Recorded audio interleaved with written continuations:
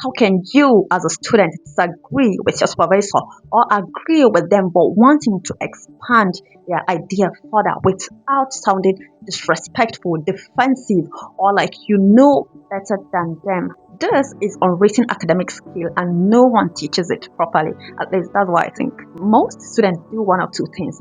Number one is they either nod and accept everything their supervisor says without understanding, or confused or unconvinced by what their supervisor are saying. And the second one is they push back emotionally without evidence, and the conversation turns awkward.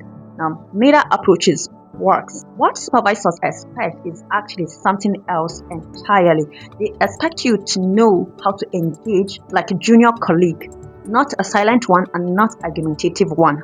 So let's decode what that engagement actually looks like. Number one is respectful dissent. Now, disagreeing is allowed, but disagreeing without evidence is what is not allowed. Now, instead of saying to your supervisor, I don't think that is right, you can rather say that I've been reading X and Y and they suggested a different interpretation or a different methodology depending on what your argument is with your supervisor. Okay, it hasn't turned into an argument yet.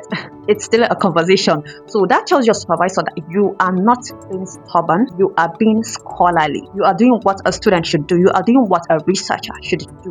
What you are saying, you have evidence backed by it. It's not just your opinion, it's evidence, and supervisors like seeing evidence.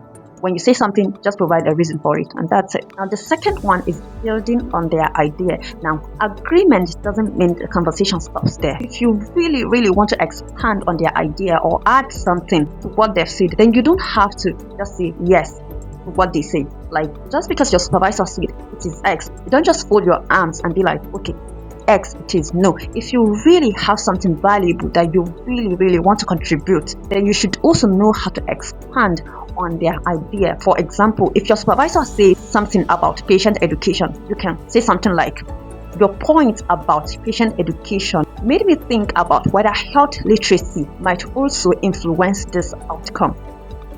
That's it. You are showing that you didn't just accept that idea, you are working with it, and supervisors notice that as well. And the third one is knowing when to concede. Now, not every point is worth fighting for. Some decisions can be about ethics, institutional rules, or academic assessment. If things like this are involved, the smart move is to just note the issue and move on. Academic maturity is knowing which battles matters. You need to choose your battles wisely, because there are some that you are never going to win, because it doesn't depend on you and it also doesn't depend on your supervisor. Like I said, it might be institutional rules, so you just have to follow them. Now, before you do any of these things that I have suggested, you need to prepare. You need to have your evidence ready, not to argue but to explain. And you can see statement like, I've been thinking about this. I wonder if dash. Now, you see, you are keeping the conversation open. You are not saying anything or signaling them that you know what you are saying or what you are saying is the final thing. And also, you want to focus on the research, not personalities, because you are there to discuss ideas, not ego. So you have to keep your ego aside.